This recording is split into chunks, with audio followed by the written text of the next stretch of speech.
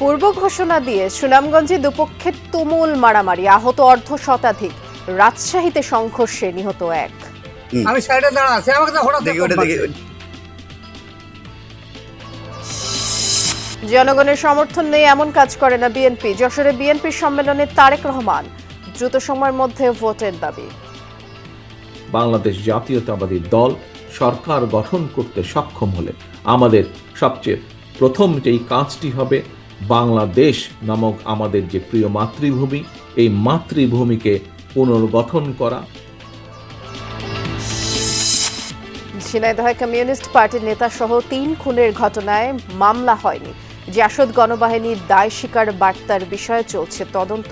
আমি ছোটবেলা থেকেই দেখছি যে সে হচ্ছে জেলে রয়েছে। আমি তখন জিজ্ঞেস করেছে কোথায় যাচ্ছে, তা বলছে যে একজনের সাথে দেখা করতে। প্রাথমিকভাবে যেটা মনে হচ্ছে যে উভয় পক্ষের মধ্যে কোনো বিষয় নিয়ে এটা থাকতে পারে।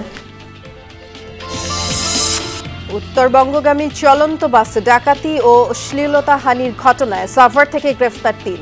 দায়িত্বে অবহেলায় মির্জাপুর থানার এএসআই ক্লোজ। ইনফরমেশনগুলো নিয়েই কিন্তু আমাদের সেই সক্রিয় যে মহাসড়ক বাস ডাকাতির যে গ্যাংকে আমরা ধরতে সক্ষম হয়েছি। ঠাকুরগাঁও জেনারেল হাসপাতাল যেন তেলাপোকার রাজ্য। ময়লা আবর্জনার দুর্গন্ধে অতিষ্ঠ রোগী, চিকিৎসক। জনবল সংকটের অজুহাত কর্তৃপক্ষের। এখানে খুব নোংরা পরিবেশ, তেলাপোকা দুর্গন্ধ আছে। তেলাপোকা খাবারে, বিছানায়, শরীরের উপরে, সব জায়গায়।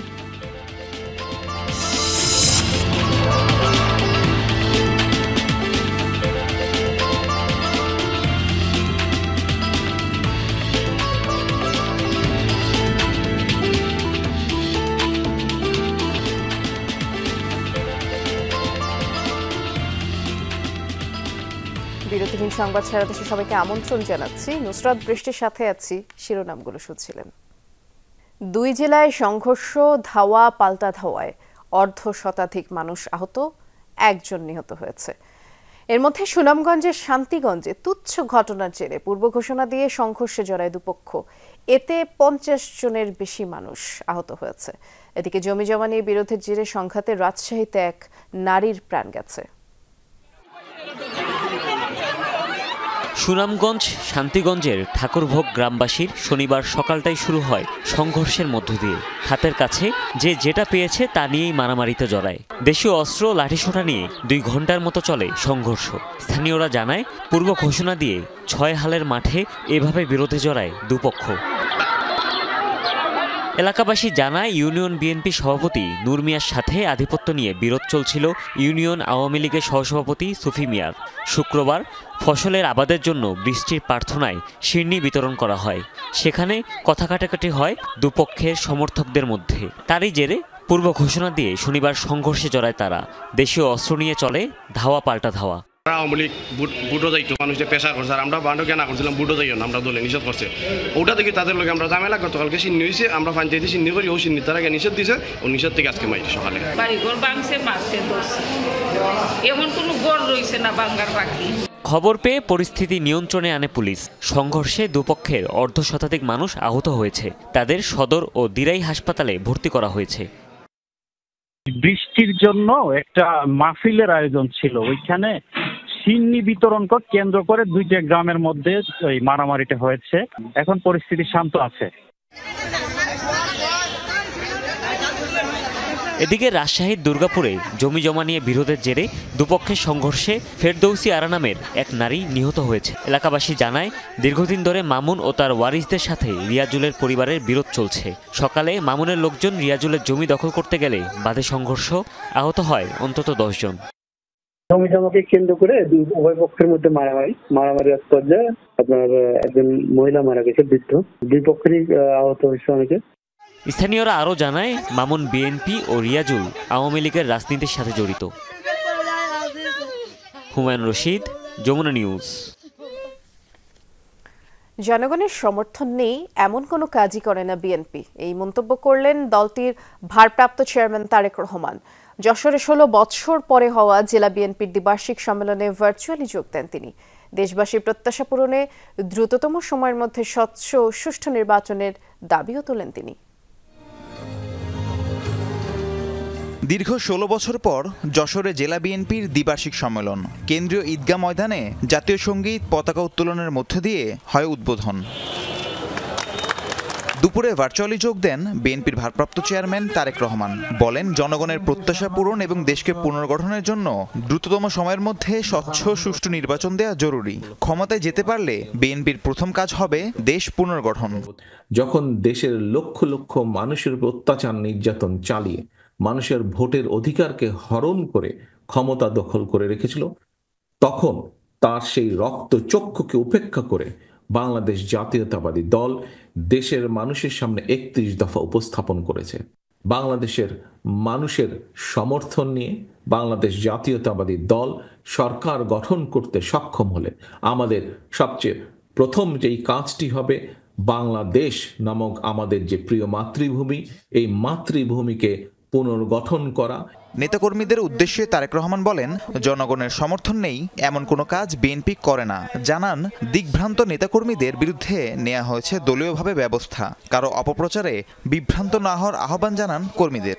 হতে পারে আমাদের এই লক্ষ লক্ষ নেতাকর্মীর ভেতরেও কোনো নেতাকর্মী হয়তো বিভ্রান্ত হয়ে এমন কোনো কিছু কাজ করেছেন যেই কাজের নৈতিক কোনো সমর্থন আমাদের পক্ষে দেওয়া সম্ভব নয়। এবং যেহেতু আমাদের পক্ষে দেওয়া সম্ভব নয়, সেজন্যই আমরা আমাদের নৈতিক অবস্থান থেকে, দলীয় অবস্থান থেকে আমরা সেই সকল নেতাকর্মীর বিরুদ্ধে ব্যবস্থা গ্রহণ করেছি। সম্মেলনের পর যশোর জেলা বিএনপির সভাপতি ও সাংগঠনিক সম্পাদক পদে নেতা নির্বাচনের জন্য শুরু হয় ভোট গ্রহণ। সাধারণ সম্পাদক পদে কোনো প্রতিদ্বন্দ্বী না থাকায় বিজয়ী হন দেলোয়ার হোসেন খোকন। রাহিম সারোয়ার, যমুনা নিউজ। নির্বাচনী রোডম্যাপ ঘোষণা সহ বিভিন্ন দাবিতে কয়েক জেলায় বিএনপির কর্মসূচি চলছে। রংপুরে কি কর্মসূচি চলছে সেটি জানবার চেষ্টা করব। আমাদের সহকর্মী সরকার মাজহারুল মান্নান অপেক্ষা করছেন। মাজহার, এখানে তো একটি সমাবেশ হচ্ছে, এই সমাবেশে বক্তারা কি বলছেন একটু বিস্তারিত করে জানাবেন দর্শকদের। রংপুর মাঠে বিএনপির যে সমাবেশ 4 দফা দাবিতে সেটি হয়েছে। একেবারে এখন যিনি আরেকজন বিশেষ অতিথি বক্তব্য রাখছেন, এরপরে হয়তো প্রধান অতিথি বক্তব্য রাখবেন। আমরা যেটা দেখেছি যে সকাল থেকেই জেলা বিএনপির অঙ্গ ও সংগঠন আছে, সব সংগঠনগুলো মিছিল নিয়ে শুরু করেছেন, মিছিল কথা বলা শুরু করেছেন এবং এই দুপুরের আগেই কিন্তু এই যে মাঠটি আছে, মাঠটি কানায় কানায় ভরে গেছে। এখানে আজকে প্রধান অতিথি হিসেবে উপস্থিত আছেন বিএনপি চেয়ারপারসনের উপদেষ্টা জনাব আবুল খায়ের ভূঁইয়া, সভাপতিত্ব করছেন রংপুর জেলা বিএনপির আহ্বায়ক জনাব সাইফুল ইসলাম এবং আনিসুর রহমান লাকু সঞ্চালনা করছেন। একই সাথে এখানে আজকের এই আয়োজনের রংপুরের যে জেলা উপজেলাগুলো আছে, সেই উপজেলাগুলোর সভাপতি সেক্রেটারিরা বক্তব্য দিয়েছেন, বিভিন্ন অঙ্গ সহযোগী সংগঠনের নেতৃবৃন্দ বক্তব্য দিয়েছেন। তারা যেটি বলবার চেষ্টা করছেন যে এই নিত্য প্রয়োজনীয় পণ্যের যে মূল্যবৃদ্ধিটি সহনীয় পর্যায়ে রাখতে হবে এবং অবনতিশীল যে আইন শৃঙ্খলা পরিস্থিতি আছে সেটি উন্নতি করতে হবে। তাদের দাবি অনুযায়ী যে এই দুটির উন্নতি করবার জন্য অবিলম্বে নির্বাচনের যে রোডম্যাপ সেটি ঘোষণা করতে হবে এবং রাষ্ট্রে যে এখনো কথিত যে ফেসবাদের যে নানা চক্রান্ত অপচেষ্টা হচ্ছে, নির্বাচন না হওয়ার কারণেই তারা এখন সক্রিয় আছে এবং তাদের এই যে অপতৎপরতা আছে সেই অপতৎপরতাকে রুখে দিতে নির্বাচন দিতে হবে। এবং তারা যেটা বারবার বলার চেষ্টা করছেন যে দ্রুত গতিতে যে নির্বাচনের তারিখ ঘোষণা করে নির্বাচন দিলেই এই যে অসুবিধাগুলো আছে, আইন শৃঙ্খলা পরিস্থিতির অবনতি আছে, নিত্য প্রয়োজনীয় যে মূল্যবৃদ্ধি, সেগুলো নিয়ন্ত্রণে আসবে। এবং একই সাথে তারা দাবি করছেন যে বাংলাদেশকে একটি সমৃদ্ধ বাংলাদেশ রূপান্তর করবার জন্য বিএনপি যে আন্দোলন সংগ্রাম করেছে, ক্ষমতায় গিয়ে তারা সেই সমৃদ্ধকে আরো সমৃদ্ধশালী করতে চায় এই বাংলাদেশ। জানাচ্ছিলেন, ধন্যবাদ মাজহার। দুর্নীতি দুঃশাসন করে কেউ ক্ষমতায় টিকে থাকতে পারে না। কলুষিত রাজনীতিবিদরাও পালাতে বাধ্য হন বলে মন্তব্য করেছেন জামায়াতে ইসলামীর আমির ডাক্তার শফিকুর রহমান। বলেছেন, রংপুরের আবু সাঈদের মতো বুক পেতে মৃত্যুকে বরণ করাও সম্মান ও গৌরবের, আর এমন রাজনীতিই চায় জামায়াত ইসলামী, যে রাজনীতি দেশের মানুষের কল্যাণের জন্য, দেশের কল্যাণের জন্য। লক্ষ্মীপুর ও চাঁদপুরে জামায়াত ইসলামীর সমাবেশে এসব কথা জানিয়েছেন তিনি। শনিবার সকালে লক্ষ্মীপুরের আদর্শ সামাদ সরকারি উচ্চ বিদ্যালয় মাঠে জেলা জামায়াতের জনসভা। দীর্ঘ ২৮ বছর পর দলের কোনো আমির লক্ষ্মীপুরের সমাবেশে যোগ দিলেন, তাই সকাল থেকেই নেতাকর্মীদের মাঝে ব্যাপক উৎসাহ উদ্দীপনা। প্রধান অতিথির বক্তব্যে জামায়াত আমির বলেন, অতীতে সোনার বাংলা কায়েমের নামে শোষণ করা হয়েছে। এমন রাজনীতি করা যাবে না যাতে ফেসিবাদের মতো দেশ ছেড়ে পালাতে হয়। ডাক্তার শফিকুর রহমান বলেন, দুঃশাসন থেকে জাতি এখন মুক্তি চায়, তাই জুলাই বিপ্লবের চেতনা ধারণ করে এগিয়ে যেতে হবে। কোনো যুগেই যুবকরা কখনো দুর্নীতি এবং দুঃশাসনকে সমর্থন করে না, বরঞ্চ তার বিরুদ্ধে গর্জে উঠে, প্রতিবাদ করে, প্রতিরোধ করে, যুদ্ধ করে বিজয়ী হয়, হয় শহীদ হয়, না হয় গাজী হয়, মাঝখানে আর কিছু থাকে না। আগামীতে প্রতিটি আসনে জামায়াতের প্রার্থীদের বিজয়ী করতে এখন থেকে মাঠে কাজ করার জন্য নেতাকর্মীদের নির্দেশ দেন এই জামায়াত নেতা। পরে ঢাকায় ফেরার পথে বিকেলে চাঁদপুরের হাজীগঞ্জ চৌরাস্তা মোড়ে এক পথসভায় যোগ দেন তিনি। সংস্কার শেষে জাতীয় নির্বাচন দেয়ার আহ্বান তার। একটা আঘাতে 5 তারিখ একটা গোষ্ঠী খান খান হয়ে ভেঙে পড়েছে। এরকম অপরাধ যারাই করবে 5ই আগস্ট তাদেরকে জানিয়ে দিচ্ছে, 5ই আগস্ট প্রত্যেক বছর কমপক্ষে একবার আসে। 5 আগস্টের রাস্তা যারা চিনে ফেলেছে, এই জাতিকে কেউ আর দুঃশাসন আর দুর্নীতি দিয়ে বাঁচতে পারবে না। স্থানীয় সরকার ব্যবস্থা আরো শক্তিশালী করার তাগিদ দেন ডাক্তার শফিকুর রহমান। আল আমিনা কহন, যমুনা নিউজ। প্রতিটি কমিশনকে সংস্কারের দায়িত্ব বুঝিয়ে দিয়ে অন্তর্বর্তী সরকারকে দ্রুত জাতীয় নির্বাচন আয়োজনের তাগিদ দিয়েছেন বিপ্লবী ওয়ার্কার্স পার্টির সাধারণ সম্পাদক সাইফুল হক। দুপুরে টাঙ্গাইল প্রেস ক্লাবে দলটির সাংগঠনিক সভায় তিনি দাবি করেন, শেখ হাসিনা সরকারের মতোই দেশ চালাতে ব্যর্থ হচ্ছে অন্তর্বর্তী সরকার। 16 বছর ধরে দেশবাসী একটি নির্বাচনের জন্য অপেক্ষা করেছে, আর তাই অন্তর্বর্তী সরকারের উচিত দ্রুত নির্বাচন দেয়া। আর দেশ একটি অস্থিতিশীল পরিস্থিতির মধ্য দিয়ে যাচ্ছে। বাজার সহ সার্বিক পরিস্থিতি নিয়ন্ত্রণে ব্যর্থ হলে জনগণ আর বর্তমান সরকারকে গ্রহণ করবে না বলেও মন্তব্য করেন সাইফুল হক।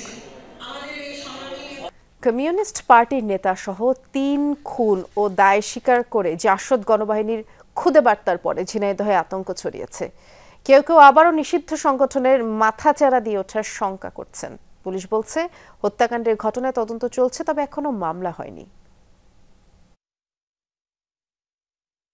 হরিণাকুণ্ডের আহাতনগর গ্রামের হানিফ আলী নিষিদ্ধ চরমপন্থী সংগঠন পূর্ব বাংলা কমিউনিস্ট পার্টির আঞ্চলিক নেতা। একাধিক হত্যাসহ নানা অপরাধে দীর্ঘদিন জেল খেটে 2014 সালে মুক্তি পান। শুক্রবার রাতে গুলিতে নিহত হন তিনি। স্বজনরা বলছেন, বিকেলে মাঠে কাজ শেষে বাসায় ফেরেন হানিফ। অজ্ঞাত এক কল পেয়ে শ্যালক লিটনকে নিয়ে বেরিয়ে পড়েন। শুক্রবার রাত 11টার দিকে শৈলকুপার রামচন্দ্রপুর ক্যানেলের পাশে মেলে তাদের গুলিবিদ্ধ মরদেহ। কুষ্টিয়ার পিয়ারপুরের রইসুলের মরদেহ পড়েছিল সেখানে। বিকেলবেলার দিকে গোসল করে একটা কল আসছে। কল আসার পরেই উনি গুছিয়ে রেডি হয়ে ভাবি তখন জিজ্ঞেস করেছে কোথায় যাচ্ছে।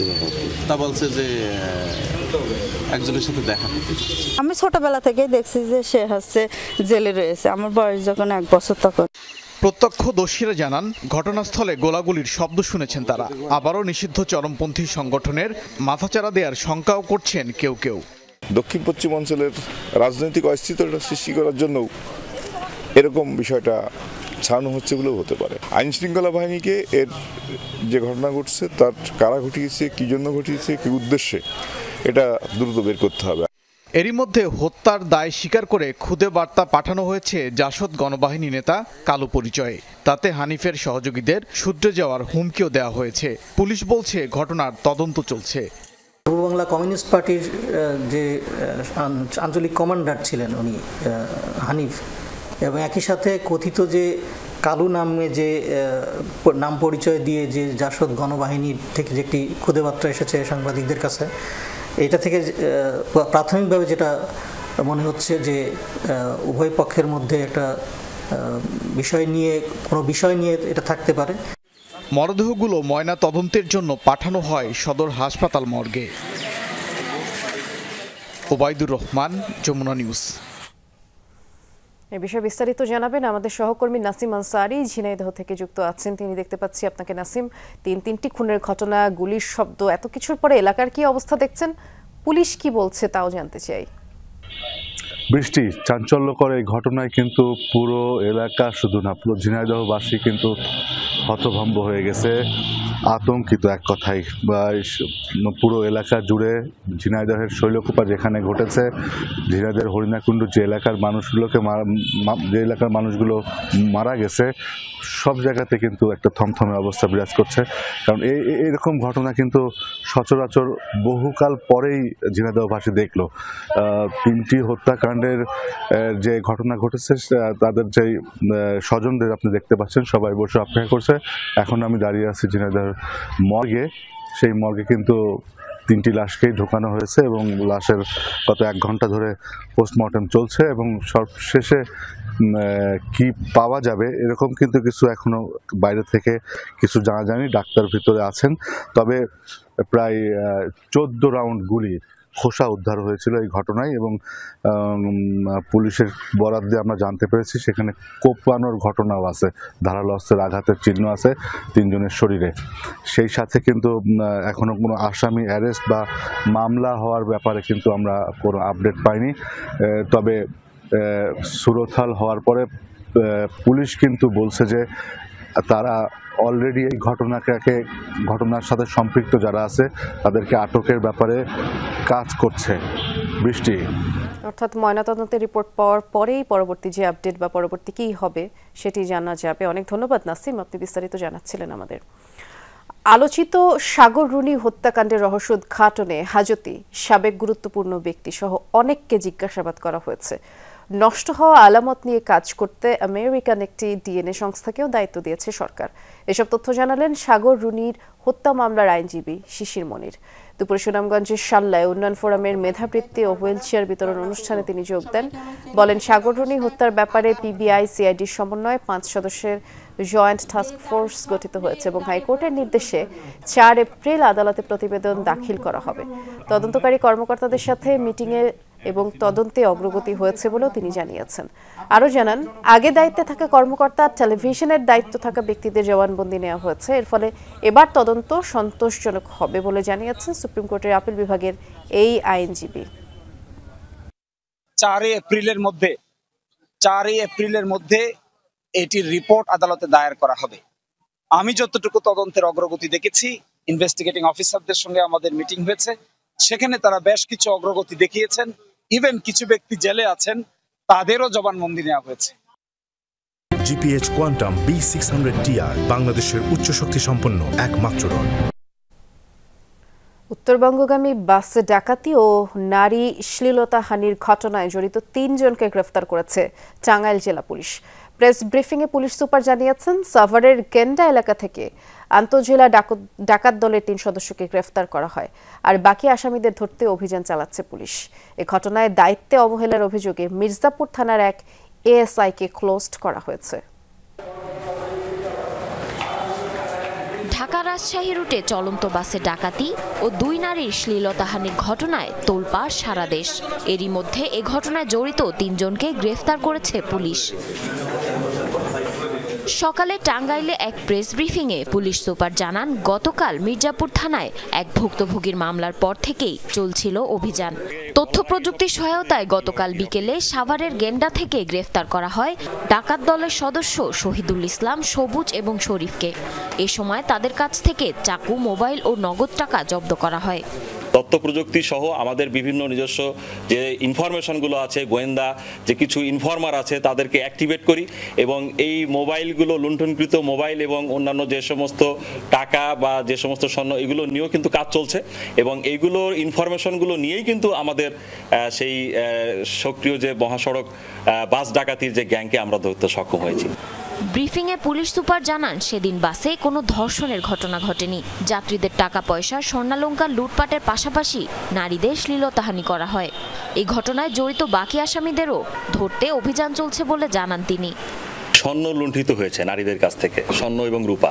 এই লুণ্ঠন করার সময়ে এই দুষ্কৃতকারী এই ডাকাত দলের আপনারা বুঝেন যে নাকে নাকফুল অথবা কানের দুল এইগুলো যখন নিচ্ছিল তখন হয়তো তাদের সাথে হয়তো টাচে গিয়েছে এবং একটা পর্যায়ে হয়তো তাদের সাথে গিয়ে এই কাজগুলো করতে হয়েছে, সেটুকু আমরা জানতে পেরেছি প্রাথমিকভাবে কোনো ধর্ষণের ঘটনা ঘটেনি, এরূপটি আমরা জানতে পেরেছি।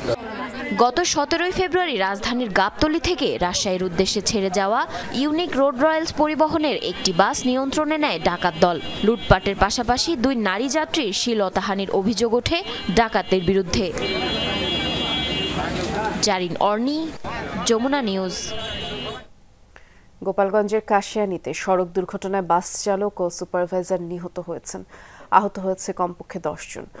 সকালে ঢাকা খুলনা মহাসড়কের হিরণ্যকান্দি এলাকায় এই দুর্ঘটনা। পুলিশ জানায় ঢাকা থেকে খুলনাগামী সোহাগ পরিবহনের একটি বাসকে পেছন থেকে ধাক্কা দেয় টুঙ্গিপাড়া এক্সপ্রেস। পরে গাছের সাথে বাসটি ধাক্কা খায়, এতে টুঙ্গিপাড়া এক্সপ্রেসের চালক ও সুপারভাইজার সহ 12 জন আহত হন। হাসপাতালে নিলে মারা যান সুব্রত ও আরিফ হোসেন। আহতদের মধ্যে কয়েকজনের অবস্থাই গুরুতর। সোহাগ পরিবহনের পিছনে পিছনে টুঙ্গিপাড়া এক্সপ্রেস আসতেছিল, তো সোহাগ পরিবহন সাম্পানির ভিতরে ঢুকতেছিল ডাইনে। এই গাড়ির ড্রাইভার বা যারা চালাচ্ছিল এটা ভালো খেয়াল করে নেই, এটা ওই সোহাগের পিছনে লেগে যায় এই দুর্ঘটনা ঘটে। ঠাকুরগাঁও জেনারেল হাসপাতাল যেন তেলাপোকার রাজ্য।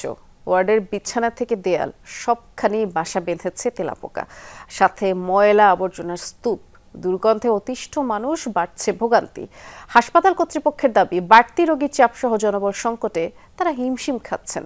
সবাইকে সচেতন হওয়ার আহ্বান জানানো হয়েছে।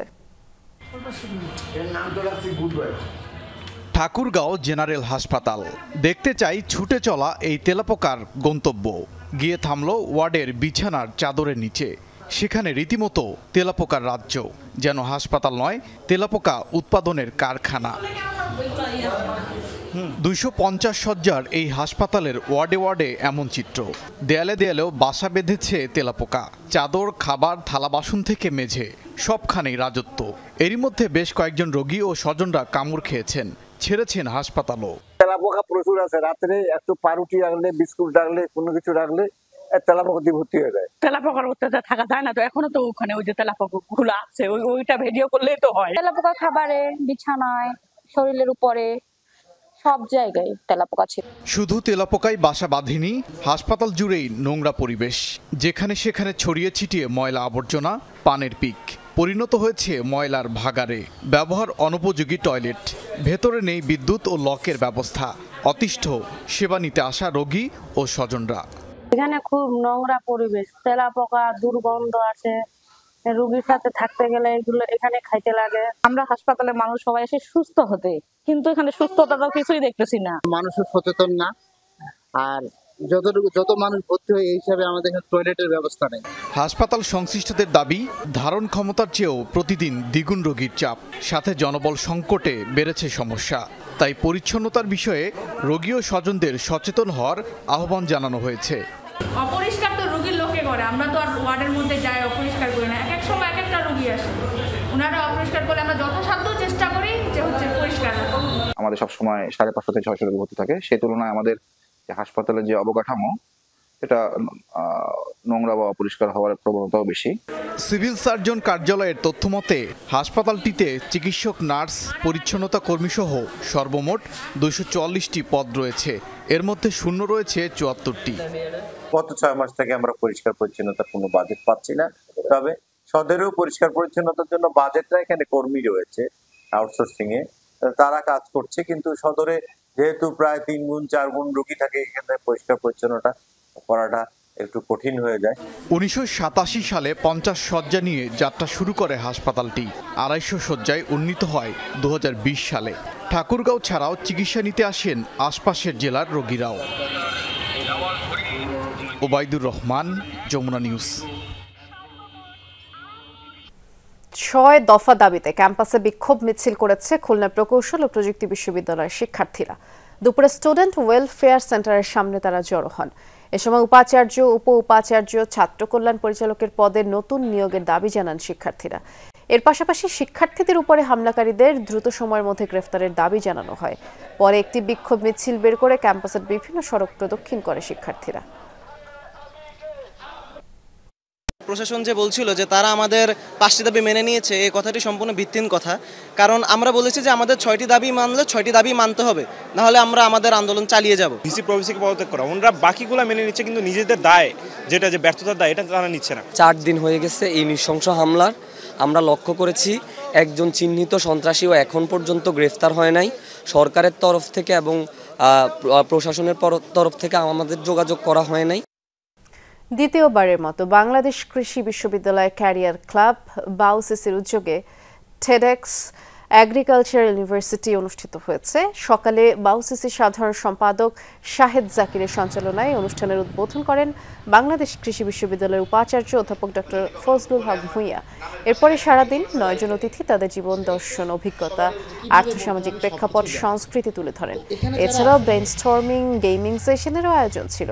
এই অনুষ্ঠানে অতিথি হিসেবে উপস্থিত ছিলেন অভিনেতা আফজাল হোসেন, পুষ্টিবিদ আশেক মাহফুজ, চলচ্চিত্রকার আশফাক নিপুণ সহ অনেকে।